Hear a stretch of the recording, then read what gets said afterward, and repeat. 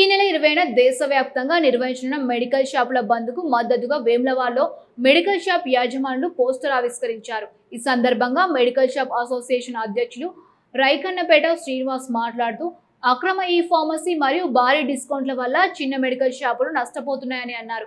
ప్రజారోగ్య పరిరక్షణతో పాటు కెమిస్ట్రీల భవిష్యత్తు కోసం బంద్ నిర్వహిస్తున్నట్టు తెలిపారు. ప్రభుత్వం వెంటనే సంబంధిత నోటిఫికేషన్లు రద్దు చేసి చిన్న వ్యాపారులకు న్యాయం చేయాలని డిమాండ్ చేశారు.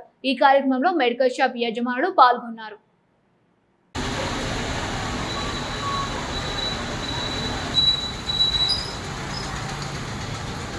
వేములవాడ పట్టణ మరియు మండల ప్రజలకు వేములవాడ మెడికల్ అసోసియేషన్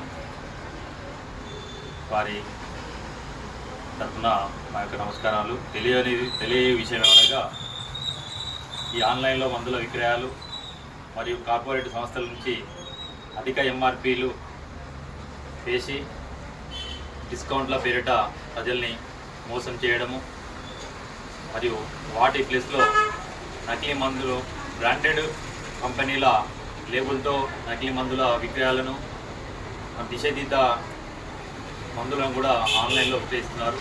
వాటిని నిరసిస్తూ ప్రజలకు మంచి ఆరోగ్యం ఉండాలని, యువత ఎలాంటి దుష్ప్రభావాలకు అలవాటు పడవద్దని all India medical association AIOCD all India organization chemist and druggist association మరియు TTCDA తెలంగాణ రాష్ట్ర కెమిస్ట్ అండ్ డ్రగిస్ట్ అసోసియేషన్ పిలుపు మేరకు 20వ తారీఖు బుధవారం రోజున దేశం మొత్తము బంద్ చేయుటకు నిర్ణయించినారు.